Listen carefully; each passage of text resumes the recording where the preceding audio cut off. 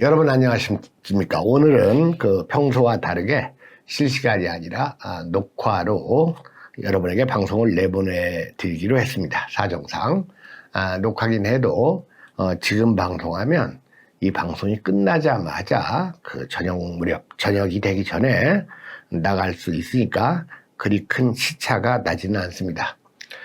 가을이 본격적으로 오고 있다는 이 징후가 여러 군데서 나타나고 있는데 무서운 태풍이 우리나라 쪽으로 접근하고 있다고 해서 한편으로 걱정도 됩니다. 자, 오늘은 예전의 실시간 방송과는 다르게 4가지 주제를 이 꼭지별로 나누어 가지고 4부분으로 해서 여러분에게 등재될 겁니다. 오늘 그 4가지 방송 주제를 우리 김경환 선생님이 저쪽에 앉아 계신데 네. 먼저 소개를 한번 해주시죠. 네, 첫 번째 주제는 달라지는 여론 동향이고요. 거기서 작은 내용은 화면에서 보시고 있듯이 윤석열 국정 지지율, 권성동 사퇴 여부, 이재명 사법 리스크, 그다음에 이준석의 평가에 대해서 있고요. 두 번째 주제는 이재명, 이준석 추석 전 동시 소환, 왜 탁현민, 이철기, 이경의 역사파리가 있고요. 세 번째 주제, 김건희 주가 조작 의혹의 실체, 그리고 네 번째, 고르바초프 보편적 가치를 추구한 공산주의자, 이렇게 4가지가 준비되어 있습니다. 네, 이 4가지가 각각 달리 꼭지가 편성되어서 오늘 유튜브에 공개될 예정입니다. 요즘 여론 동향이 크게 변화하고 있죠. 이 여론이 변화한다는 것은 크게 볼 때 역사의 동향과 관련되는 말 중에 일부가 되겠습니다. 그래서 오늘은 이 달라지고 있는 여론 동향에 대해서 여러분들과 첫 번째 논의를 하겠는데 마침 또 우리가 역사 동향 연구소를 창립할 예정으로 있고 역사 동향 연구소 창립이 오늘부로 3주 앞으로 다가왔습니다. 네. 여러분에게 역사 동향 연구소 창립 회원이 좀 되어 주실 것을 권하면서 아까 나왔던 자막을 한번 보여주시죠. 네. 한번 우리 김경환 선생님이 읽어주시죠. 네. 현대의 학문은 급속도로 융합되어 가고 있습니다.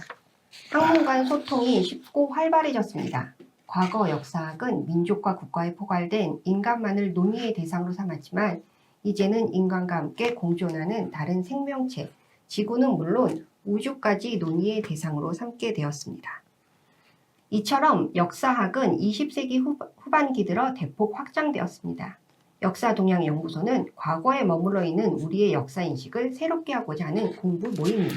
네, 역사는 끊임없이 동향하고 있음과 아울러서 20세기 들어서 역사학의 범주가 대폭 넓어졌기 때문에 우리가 역사를 제대로 알기 위해서는 이제는 역사뿐만이 아니라 과거 개념에서 인간학 또는 과학, 심지어는 이론 물리학까지를 알아야지 이 역사를 제대로 알게 된다는 뜻에서 이런 건 부단한 공부 외에는 해결할 게 없다고 보고 우리가 이런 학회 겸 연구소를 조직하기로 했던 겁니다.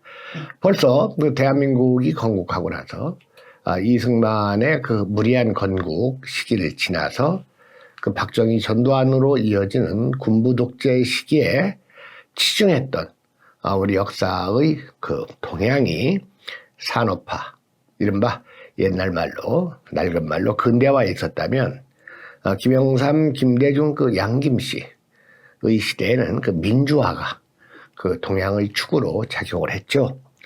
그러면서 양김씨 시대를 거쳐서 87년 이후에 이른바 민주화 시대가 도래하면서 정치가 너무 대중화되고 통속화되고 저질화되는 것은 아닐까.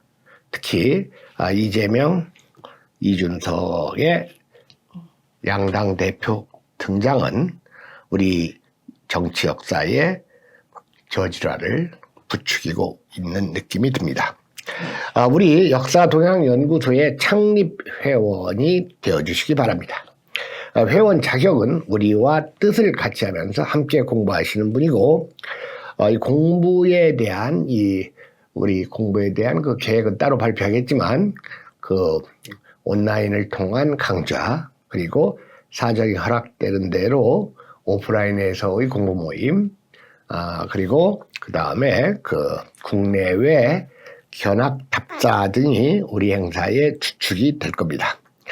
이 창립 대회가 2022년 9월 23일 3주 후에 전라북도 무주군 무주 스테이 강당에서 저녁 5시에 열립니다. 이 자리에 참여하시는 분들에게는 제 역사소설 압록강을 넘어서와 저녁 식사를 제공을 하는데 여러분들 승용차편으로 각자 오시면 됩니다. 그리고 이 창립기념 강연으로 역사란 무엇인가 제가 최근에 집필한 논문을 중심으로 여러분들에게 강의를 하겠습니다. 창립 회비는 있습니다. 10만 원 이상 재량껏 자유 투척을 해주시면 되고 지금 우리는 서울 모처에 자그마한 사무실 겸 스튜디오를 모색 중에 있습니다.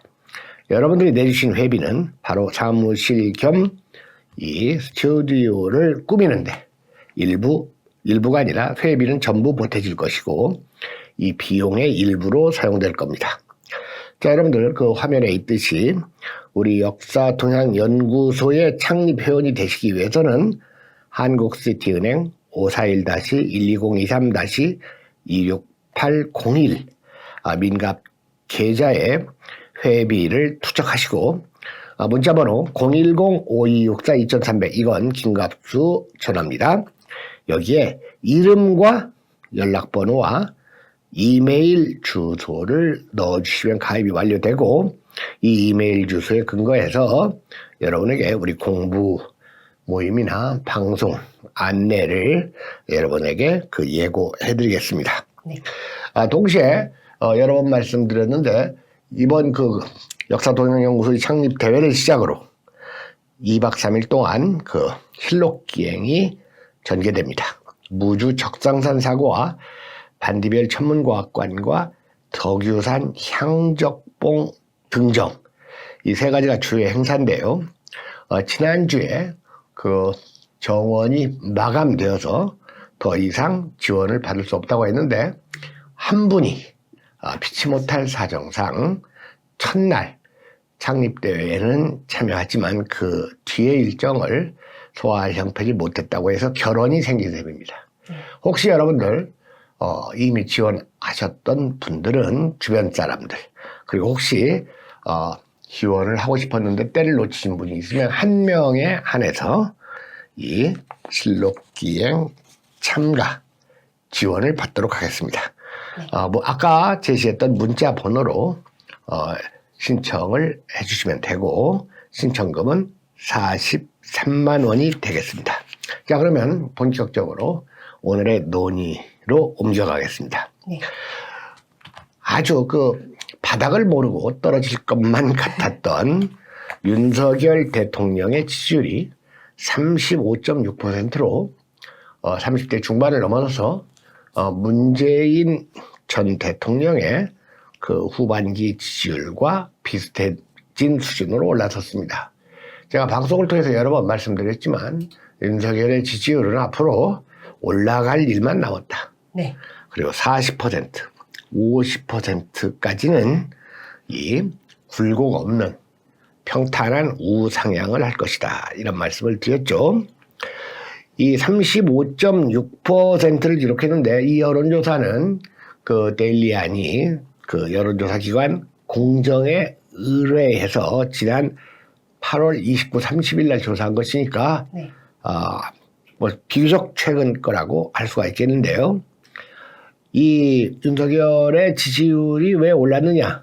뭐 여러 가지 분석이 가능하겠지만 일단 윤석열 그 정부에 대한 국민의 좀 안도감이라든지 또는 윤석열 정부의 위기를 느낀 보수 세력들의 그 결집이 이루어지지 않았는가 해서 이른바 그 부울경이라고 얘기되는 그 PK, 부산, 울산, 경남 그리고 대구, 경북 그리고 두드러지게 서울에서 이 지지율 상승을 선도했습니다. 네. 잘한다가 35.6이고 부정평가는 61.9로서 긍정평가는 올랐고 부정평가는 내려가는데요. 2주 전 같은 조사, 이 공정은 2주에 한 번씩 격주로 조사를 해요. 4.3%가 긍정 상승, 그리고 5.1% 부정 하락의 그 결과를 보였습니다. 조사 이래 처음으로 긍정평가에서 반등이 일어났다는 것인데, 문재인 전 대통령 사저에 대해서 이 경호 범위를 확대하고, 그 다음에 민생 현장 방문, 이런 것들이 영향을 미쳤겠지만, 그 이준석의 난동, 그리고 이재명의 그 사법 리스크, 이런 것들이 오히려, 컨벤션 효과를 일으키지 않았는가. 그리고 이준석의 난동이 그 역반응을 일으키지 않았는가. 이런 분석이 가능한데요. 무엇보다도 서울에서 윤 지지율이 8% 정도 상승했다는 것이 두드러지는 점이라고 할 수가 있겠습니다. 그런데 같은 기간, 같은 기관에 의해서 권성동 지금 그 국민의힘 원내대표의 사퇴 여부도 물었어요. 네. 그런데 책임지고 사퇴해야 한다는 응답이 59.5%로 60%에 육박했습니다. 수습 후 사퇴해야 한다는 수습 후 사퇴해야 한다는 27.2%. 자, 이것은 그 권성동에 대한 국민 여론이 진보는 물론이고 보수에서도 아주 안 좋다는 것을 드러내고, 실제로 권성동 씨는 계속 이 윤석열 정부 출범 이래 속된 말로 똥볼을 찼어요. 그래서 거의 지금 5연속 똥볼이다. 뭐 이런 그 말이 나돌 정도인데, 최근에도 뭐 이 사퇴 압박을 받으니까 내가 대선의 1등 공신인데 뭐 내각에도 참여할 수 있었는데 안 했다는 둥 그런 바보 같은 말들. 지난번에 그 엄중한 그 시국에 대통령이 직접 연차례까지 가서 그 엄중한 시국임을 감안해서 그 건배를 술로 하지 않고 뭐 오미잔치 뭔지 이런 걸 했는데, 지들끼리 또 기자들이 꼬시니까 넘어가가지고 술자리 가가지고 이 소주병에다가 숟가락 얹고 노래 부르는 모습을 보였어요. 자, 여러분들 그 소주병에다가 이 숟가락 꽂고 노래 부르는 사람들, 이건 세속에서도 그렇게 머리가 좋아 보이는 사람은 아닌데, 이 권성동 같은 경우에는 숟가락을 딱 꽂으니까 그냥 코하고 그 숟가락 사이즈가 똑같아가지고 완전히 그 얼굴 한가운데가 숟가락으로 이렇게 장식이 됐더구만요. 자, 동시에 말입니다. 중요한 조사입니다. 이재명이 8.28 전당대회에서 압도적 다수, 77%의 압도적 다수로 당선이 됐는데, 실제로 민주당 투표율이 37% 이하였죠. 네.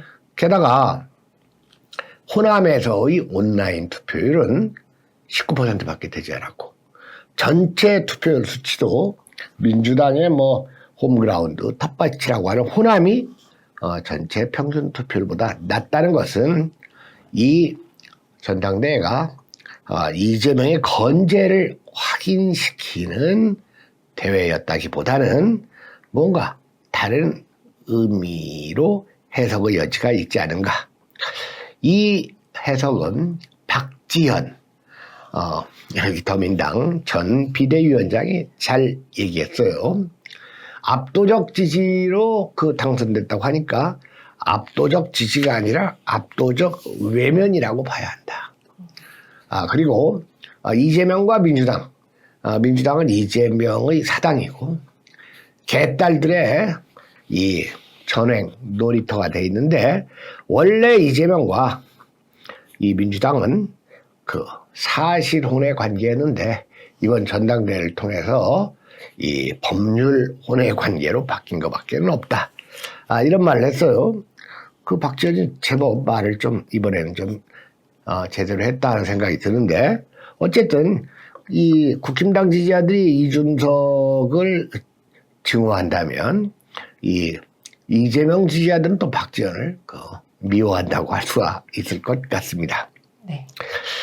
자, 그런데 이번 공정 여론조사에서 그 이재명 대표에 대한 사법 리스크 여지를 물었어요. 그런데 사법 리스크, 위험이라고 할 수가 있겠죠. 사법적 위험이라는 것은 여기서 어떤 의미가 있냐면 사법 처리가 돼가지고 그의 정치 행로가 위태롭다. 네. 이렇게 봐야 되겠죠. 그런데 이러한 사법 리스크가 있다는 대답이 62.7%나 나왔고, 없다는 대답은 반절밖에 안 되는 31.9% 이렇게 나왔습니다. 그리고 이 공정 여론조사에서는 이재명 씨의 이 사법 리스크를 계속 조사해 왔어요. 네. 그런데 지금까지 조사한 수치 중에서 가장 높게 나왔다는 겁니다. 뭐 점점 올라가고 있어요. 그런데 이것도 실제보다는 적은 수치일 거예요. 왜냐하면 이거 조사한 기간이 29, 30인데 바로 9월달 들면서 이재명에 대한 이재명, 김혜경에 대한 이 법카 수사가 이 표면화됐고, 아울러 이재명의 선거법 위반, 허위사실 공표로 인한 소환장이 내려갔죠. 네.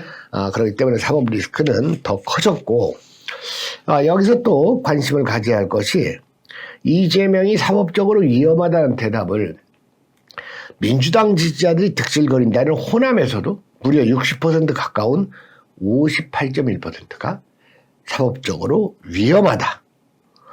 심지어는 민주당을 지지하는 사람들의 34%나 위험하다. 물론 윤석열 잘못한다고 윤석열 정권에 반대하는 사람들 중에서도 무려 45%나 이재명 위험하다. 이런 대답을 했습니다. 이에 따라서 이재명 체제가 등장됨으로써 민주당 내 갈등은 더 심해질 것이라는 대답이 45.1%, 더 화합될 것이라는 대답은 40.9%인데 이건 주로 개딸들이죠. 근데 사실 개딸이라고 하니까 여자들이 젊은 여자들 같은데 아니에요. 실제 사진을 보면 다 아줌마들. 옛날 뭐 노무현 따라다닐 때는 뭐 젊은 여자들인지 몰랐어도 지금은 시간이 많이 흘렀죠. 그래 정확하게 하면 개준마 내지는 개머니들이에요. 네, 그렇게 봐야 될 거예요. 아니면 개구, 할망구. 나이들이 아주 많더구만요. 근데 막 그 나이 많은 여자들이 이게 막 주먹만큼 붉어져 나온 이 볼살 가진 이 할머니들이 막 가서 이재명한테 막 뽀뽀로 비벼대고 막 이런 사진 같은 것도 많이 이렇게 보였죠. 참 흉하더구만요. 자, 우리가 알듯이 민주당 당원 80조에 따르면 부정부패 혐의로 기소된 당직자의 직무는 사무총장이 정지할 수가 있는데, 그 기소가 정치 탄압이라고 인정될 경우에는 당무위원회의 의결로 직무정지를 해제할 수 있다. 네. 이렇게 되는데 이번에 이제 이 뒷부분 부칙을 바꾼 거죠. 그러나 이 사람들은 전혀 이런 걸 가지고 이재명의 당무를 정지할 그 의사가 없어요. 대표적인 게 이제 정청래 같은 사람들이 이런 말을 했어요. 기소를 하기가 어렵다. 기소한다면 정치보복이자 정치탄압이다. 자, 항상 헌법이 이래요. 기소가 안 될 것이다 해놓고 된다면 정치보복이다. 그러니까 완전히 정치보복, 정치탄압, 외골수로 모는 이런 화법이죠. 네, 그러면서 당원 정지나 이런 건 없을 것이다. 그렇죠. 예. 이번에 낮은 투표율, 그리고 호남의 더 낮은 투표율, 이런 걸로 봐서 이번 그 이재명 대표의 등장이 이재명과 민주당을 위해서 결코 이로운 일이 아니라는 것을 보여주고 있습니다.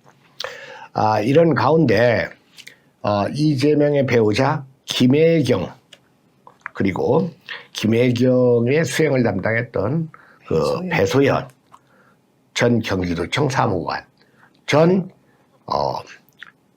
그 이재명 이 법률사무실 경리, 이제 이 사람이 지난 31일 법인카드 사적 유용 의혹의 공범 혐의를 받아서 김혜경과 배소연이 기소 의견으로 검찰에 송치가 됐습니다.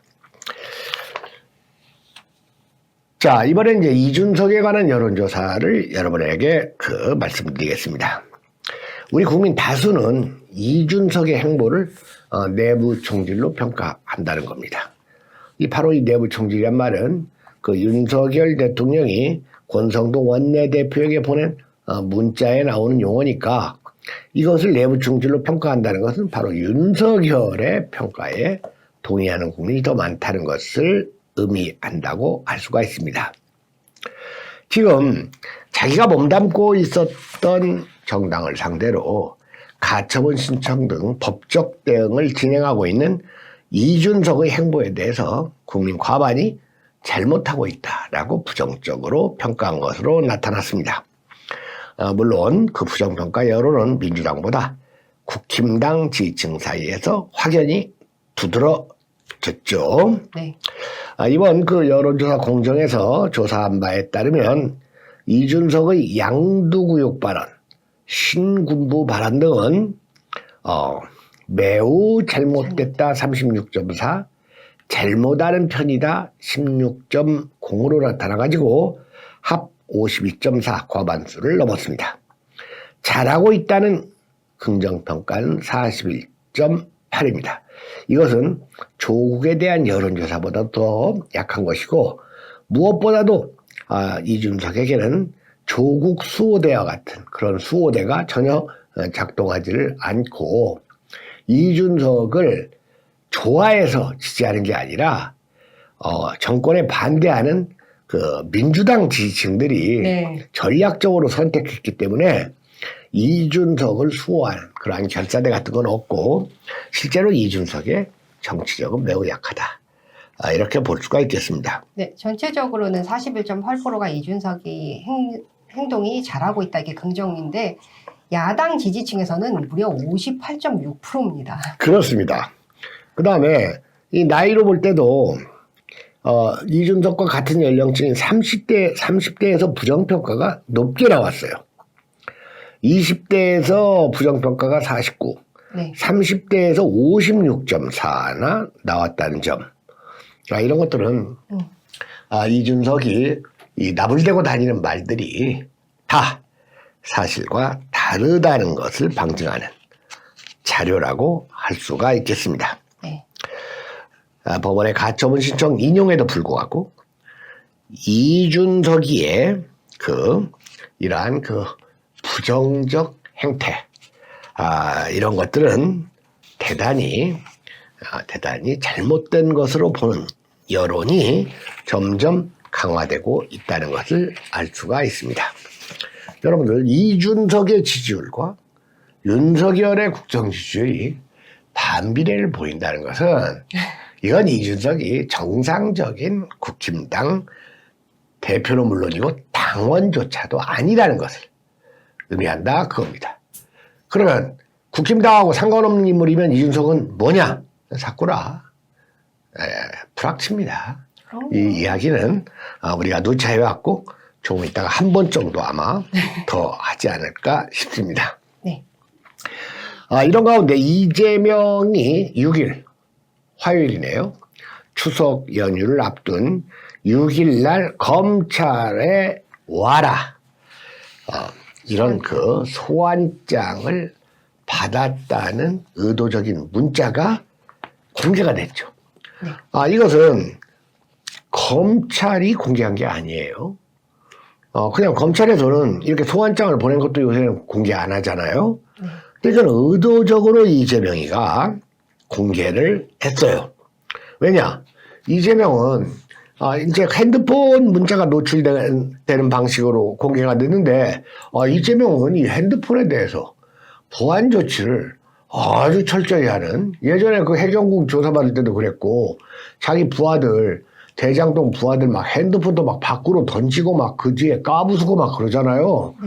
핸드폰은, 그리고 자기 부하들한테 핸드폰 절대 뺏겨서는 안 된다 이런 말도 많이 한 사람이고, 그 다음에 그 여당 대표가 되자, 국회의원이 되자 핸드폰이 노출될 수 없는 자리, 도저히 없는 자리로 좌석을 배정받았고 여기에다가 스크린까지 설치해가지고 아예 그 평소에는 이 핸드폰 화면을 아예 이렇게 막아놓는 커튼 장치까지 해놨었죠. 네. 그걸 한번 보여줄 수가 있나요? 네. 네. 자, 이게 지금 그 노출된 그 문자죠. 이건 김현지가 보냈어요. 김현지는 이 지난번 그 이번에 소환된 그 배소연, 그리고 배소연과 함께 그 이재명 주변의 여인들이고 성남파 여인인데, 지금 또 이재명을 따라서 국회 보좌관으로 들어간 여자가 이제 이 경기도 김현지죠. 네, 경기도에서도 직원으로 있다가 네. 사직하고 그다음에 이쪽에 국회의원 되고서는 들어간 이 사람이 시민 사회단체 네. 출신이죠. 아, 그렇습니까? 네. 지금 여기서는 정말 화면이 잘 보이죠. 네, 이재명이 지금 손가락으로 가리키고 있는, 이제 보세요. 평소에 이재명 사생활 보호 필름까지 부착을 했잖아요. 네. 그래서 지금 그 검은 화면에 안 보이는 휴대전화 해가지고 권성동이처럼 이런 거 안 지키려고 이런 조치까지 다 해놨었어요. 그런데 어제는 네. 의도적으로 이걸 노출시켰다 그겁니다. 네. 노출시켰는데 맨 아래 문장을 사실은 노출하려고 한 거죠. 네. 5글자. 전쟁입니다. 그렇죠. 왜? 이렇게 딸들을 자극하고 전쟁이라고 하죠. 자기가 이제 그 검찰에 출두하게 되면 우르르 몰려와가지고 조국 수호대처럼 한번 이 위력을 과시하기를 선동하려는 의도가 아닐까, 이렇게 추정됩니다. 네. 자, 지금 그 이재명이 검찰이 소환되면서 측근 김현지가 전쟁입니다. 자, 이렇게까지 말하는 걸 보면 참 싸가지도 없지만 머리도 안 좋다. 일단 여러 그 보도들이 있는데 지금 그 김현지의 저 문자에서도 자세하게는 안 나왔고, 정확하게 얘기하면 그 허위사실 공표에 의한 선거법 위반이에요. 네. 그리고 이것이 이제 3월 9일 날 실시된 대통령 선거니까 9월 8일까지가 공소시효라 그겁니다. 그렇기 때문에 당연히 지금 수사를 마무리하지 않으면 안 될 시점이죠. 네. 그래서 이제 어떻게 이런 일을 허위사실 공표 여부, 허위사실 발설 여부를 수사하는데 어떻게 본인을 한번 안 부르고 이것을 기소할 수가 있겠어요?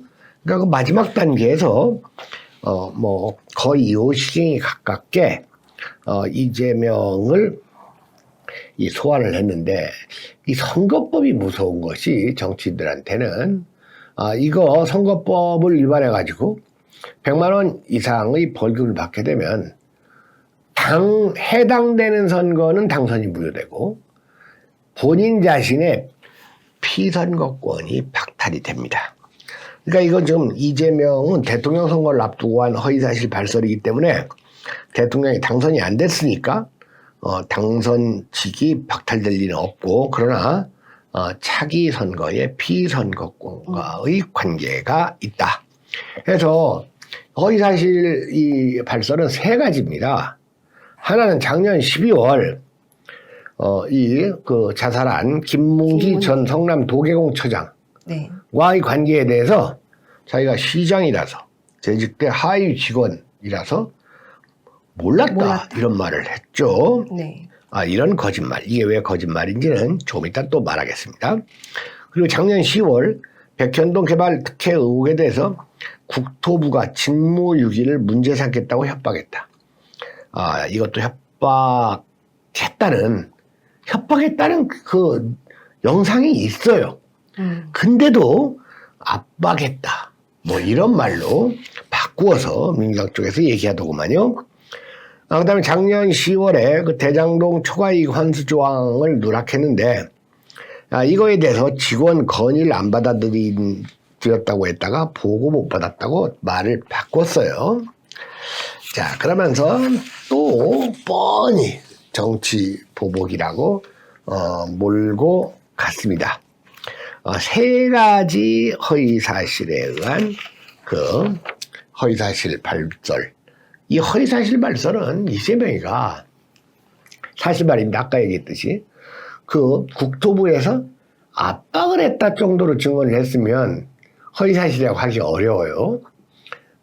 그런데 거기다 협박이라고 하면 협박은 이게 형사법이 되거든요. 그러니까 이재명이 말을 얼마나 함부로 하는지는 그 이재명이가 그 지금 쌍방울에 의한 변호사비 대납 의혹을 받고 있는 그 굵직굵직한 사건들 중에서도 가장 많은 변호사 비용을 쓴 것이 허위사실 발설이었거든요. 네. 그러니까 여러분들 그 이준석이가 김성진 아이카이스트 대표를 고소를 못 하잖아요. 네. 그 이치와 어떤 이치가 같냐면 이재명이 김부선 고소하지 못하는 이치와 똑같은 겁니다. 자, 이런 가운데 이재명에게 소환 통보한 날 이번엔 이제 검찰이 아니라 경찰이야. 경찰이 이준석에게 성접대 의혹 및 증거인멸 교사 등으로 그리고 알선수재 등으로 출석을 요구했습니다. 사실 이런 것을 출석을 요구할 때 요러한 걸로 조사를 할 테니 출석하세요 이런 말 일체 없어요. 그러니까 아까 그 김현지 문자 그건 김현지가 지가 저 생각해서 한 말이에요. 그냥 이 출두만 통보를 하죠. 그러니까 이번에는 검찰이 아니고 경찰이야 이준석이는. 그러면 검수완박에 이어서 이제 경수완박도 해야 되는데 경수완박을 해야 된다고 하면 제일 반발할 사람이 누구냐면 지금 빵에 있는 김경수가 되겠네요. 네, 김경수. 네, 그렇죠. 네. 어쨌든 그 서울경찰청 반부패 공공범죄수사대는 이준석에게 출석을 요구하고 현재 소환 날짜를 조율 중에 있다고 밝혔습니다. 네. 당연히 이것도 이제 거의 마무리 조사가 되겠죠. 왜냐하면 김성진 아이카이스트 전 대표를 6차례에 걸쳐서 그 자세하게 그 조사를 했죠.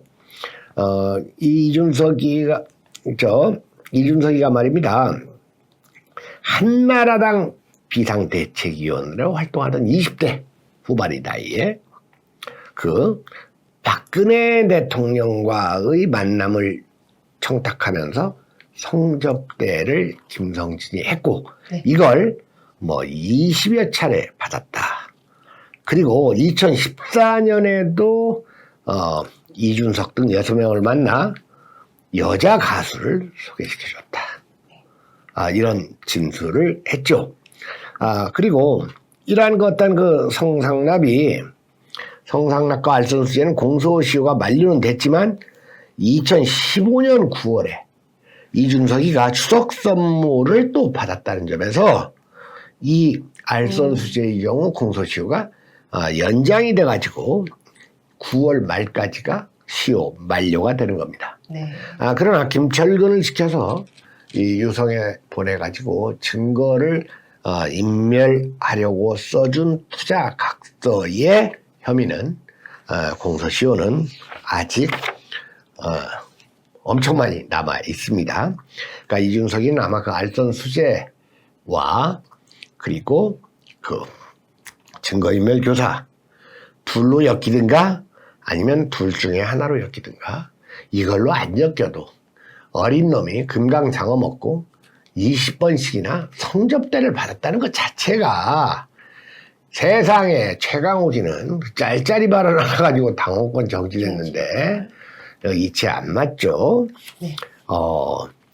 이런 가운데 국힘당 이 중앙윤리위원회가 이준석 전 대표를 추가 징계하라고 촉구한 의원총회 결의에 대해서 의견을 존중한다. 이렇게 화답을 했어요. 이런 걸 이제 이준석 측에서 보면 놀고 있네 이런 생각이 들고 있겠지만 저는 이런 게 자연스러워 보입니다. 벌써 왜 추가 징계를 안 하느냐는 여론이 비등했잖아요. 네. 그리고 좀 조심하라는 뜻으로 최소의 징계 조치인 당원권 정지 6개월을 내렸으면 어린 놈이 감지덕지하고 자숙하고 당사 바닥 청소라도 할 각오를 했어야지. 그렇게 싸돌아다니면서 지랄 발광에 가까운 분탕질과 내부 소행을 한 요즘 양식 있는 유튜버들일수록 이준석에 대해서 말이 험해요. 네. 그래가지고 이준석 똥개라고 한다는 놈 그냥 평소에 점잖던 분들이 그런 말들 하고 그만요. 자, 그러니까 이게 재밌어요. 그 이양희 윤리위원장은 그 여성분이죠. 성대 교수. 네. 이준석이 임명했음에도 불구하고 이양희가 무슨 양심이 있다거나 소신이 있다 이런 말을 하고 싶지는 않습니다. 그러나 정치력은 있는 거예요. 네. 그래도 명색이 대한민국 최고의 그 사쿠라리스트 이철승 선생의 딸 아닙니까? 그러니까 각이 있는 거예요. 정치적 각이. 근데 이 정치적 각이 없는 이준석에 의해서 임명된 서병수 전대위원장이라든지 네, 그만뒀죠. 최재형 혁신위원장이라든지 이 각이 없는 사람들 그리고 안철수 이 정치적 각 없는 사람들 이런 사람들은 이 정치적으로 이 무능하니까 제대로 된 판단을 못 내리는 거예요. 네. 자, 그래서 저는 이재명과 이준석은 당당하게 소환에 응해야 한다는 말을 하고 싶습니다.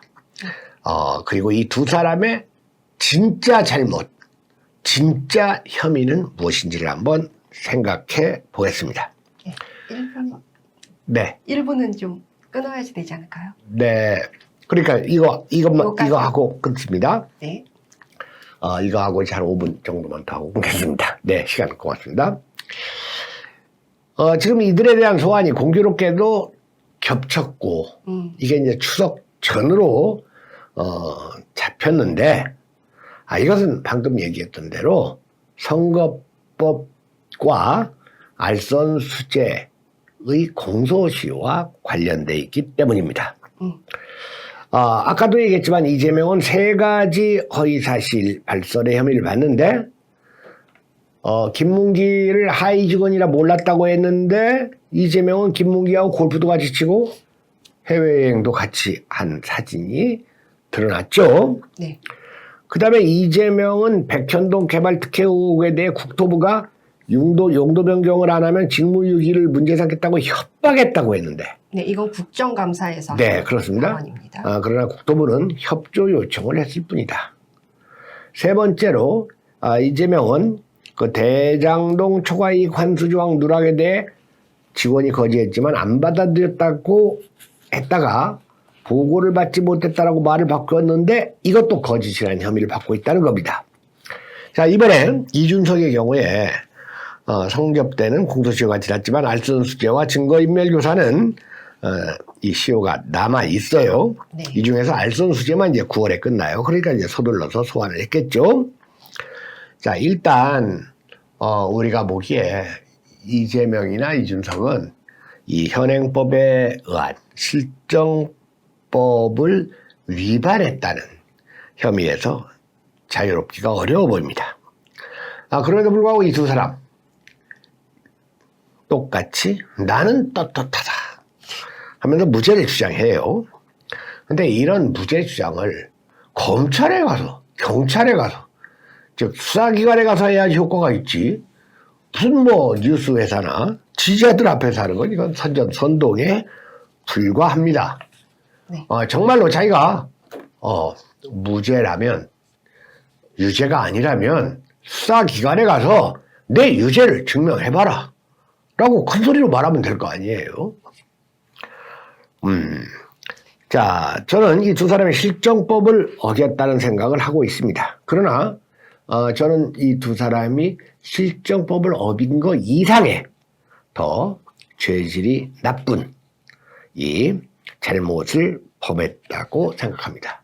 네. 여러분, 이재명의 허위사실 발설 중에서 가장 큰 것은 뭐니 뭐니 해도 대장동의 몸통은 윤석열이었다, 이거 아닙니까? 그 다음에 이준석이가 무슨 뭐 양두개육이건 양두구육이건 신군부건, 윤석열이 신군부에 저는 삼천교육대 가야죠. 네, 이런 말을 한 건 다 지엽적인 거예요. 저는 여러 차례 얘기했지만 이준석의 가장 큰 잘못은 사실은 더민당 사람이면서 국힘당에 들어가서 빨치산이 아니라 불악치로는 최대 성공했어요. 왜? 대표까지 됐으니까. 불악치 행위. 그래서 바로 이런 그 정치적 역모에는 이런 건 역사에 의해서 더욱 무겁게 단죄되리라는 생각을 하고 있습니다. 네. 자, 오늘 지금 40분 지났습니다. 여기까지 해가지고 한 꼭지, 원래 두 꼭지인데 한 꼭지로 좀 묶여버렸네요. 그렇죠? 그래서 네, 두 꼭지의 절반을 했습니다. 네, 달라지는 역사 동향, 그리고 달라지는 그 여론 동향, 그리고 이재명과 이준석의 소환, 네. 여기까지 해가지고 1부를 끝내는 걸로 하시죠. 네. 아이고, 제가 약간 혼동을 했는데 시간이 적게 돼서 그렇습니다. 그러면 이어서 2부에서는 이 문재인 정부 사람들의 뭐 역사팔이라든지 이런 것을 이어서 하도록 하겠습니다. 네. 감사합니다. 네. 2부에서 뵙겠습니다.